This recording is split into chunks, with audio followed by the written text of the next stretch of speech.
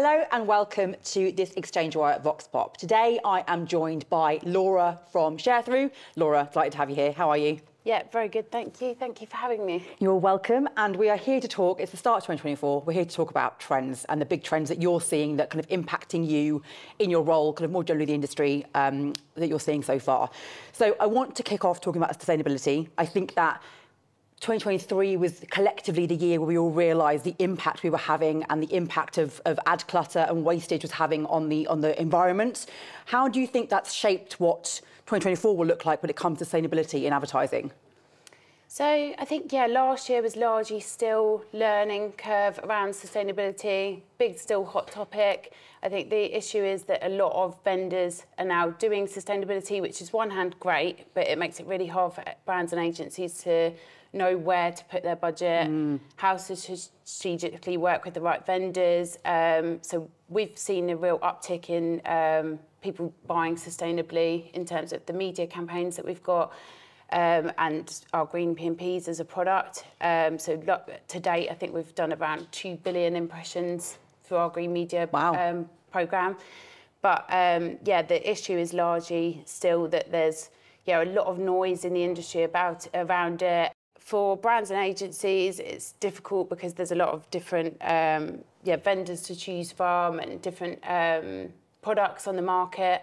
I think two really good things that I'd advise is that, one, that IAB has invited people to, so vendors, publishers, brands, agencies, to upload their sustainability FAQs, which means the industry is really transparent about the subject and what their efforts are towards their sustainable efforts. Both as a business and both as a commercial product.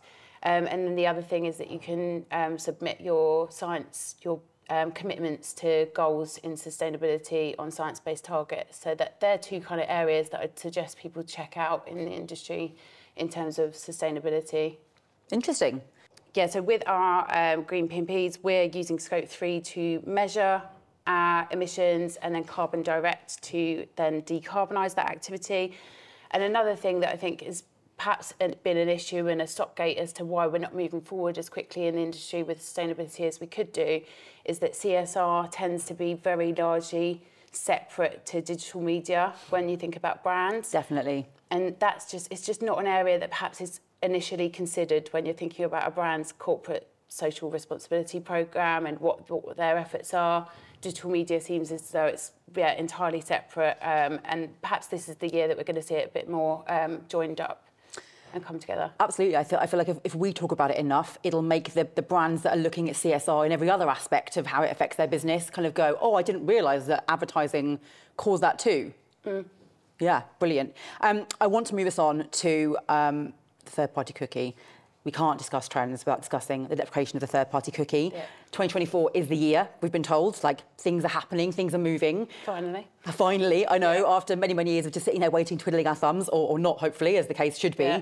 How do you think that the deprecation of third-party cookie is going to redefine the open web? And what do you think that raises in terms of opportunities for us? I think contextual looks to be back in popularity. It feels like we've kind of gone back 10 years. 10 years. But I do think it's going to present some new opportunities where I think perhaps we've been over-reliant on using cookies. It's meant that perhaps we've been targeting audiences that we know are going to buy and would buy anyway. And it's almost like, what's the point in advertising to that audience? That's always been my thought process behind it.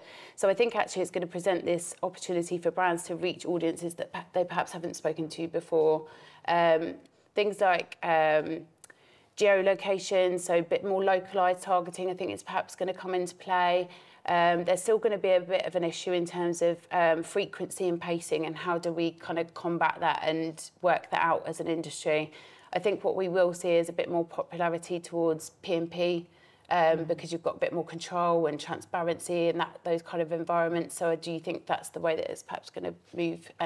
But largely, a lot of vendors have been so ready for this for the last few years. So it feels like a lot of businesses are kind of been ready for a few years, and now it's kind of launch date and see what happens. Yeah. So you guys chomping at the bit to get this going, and now finally the opportunity's arrived to be able to get things started. Yeah. Yeah. I'm very excited to see what the next 12 months holds in that regard. I know. And you mentioned context there, and you mentioned geolocation, a few other things as well. Attention. Attention is a huge topic, and again, it was talked about a lot in 2023. What do you think a role attention will play in the post-cookie world? It feels like it's going to be very important. Yeah, so lots of talk around attention as well. It seems like that's been one of the kind of key words for the last few years. But yeah, lots of providers that are able to work out how to target attention-wise or measure the attention of campaigns.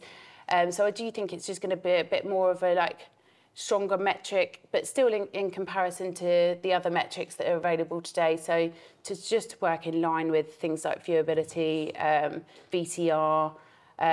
We ourselves use Adelaide as a partner to measure our attention, but we use it as either packaging together the inventory that's higher attention from the get-go or measure the attention as you're going throughout the campaign.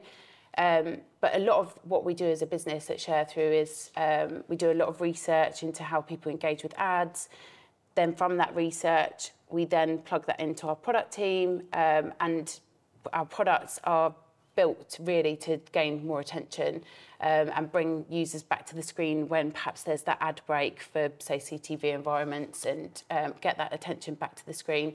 So that's a large part of what we do as a business. Interesting. And so for you, you see attention as a business as a lever that can be pulled. It's not a silver bullet that's going to change measurement entirely, but it's one of many things that you can use to help your clients achieve their goals. Yeah, interesting. I'm going to change tack slightly. I want to talk about retail media, because again, retail media, past couple of years, really, really big topic. It feels like it's exploded. There's been the whole conversation around retail media versus commerce media. What's the difference? What are the similarities? And everyone's trying to get involved. What opportunities do you see in retail media? And kind of, what do you see personally? And kind of, I guess, what is Sharethrough doing in that regard?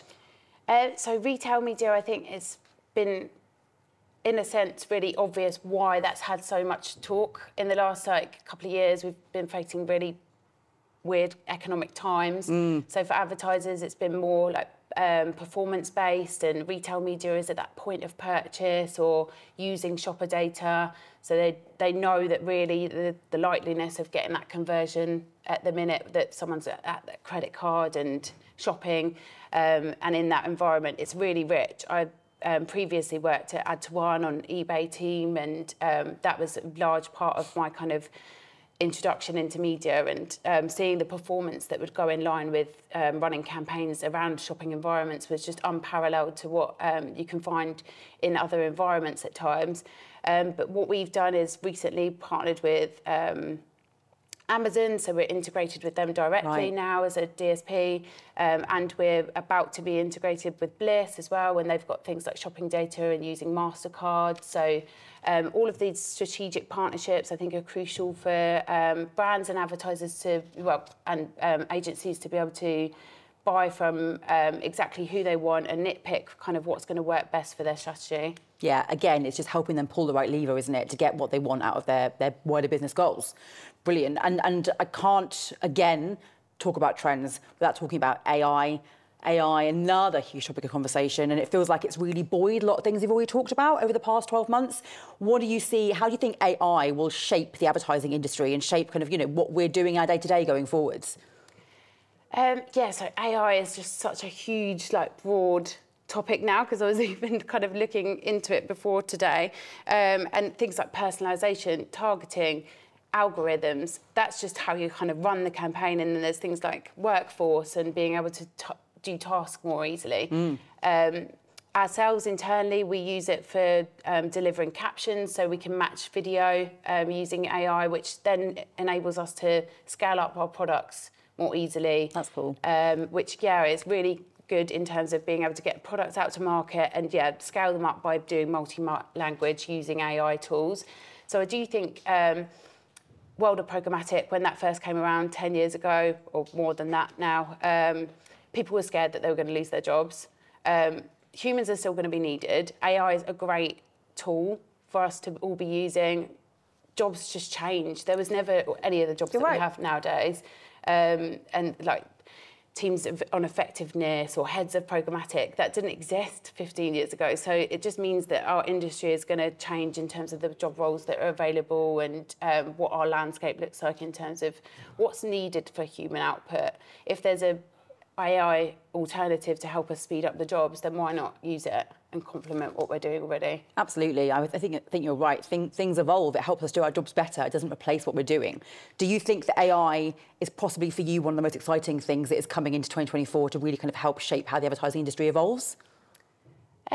Yeah, I do think it, in conjunction with lots of things, because our industry is so ever-changing. That's what I love about our industry, actually, is that, every year there's new things, there's new trends. We kind of learn about new things every year as well. But AI is so broad in terms of how it's being used. There's a model, I realised, on Instagram that's earning money and monetising the platform that's AI. And she's got like over 200,000 followers.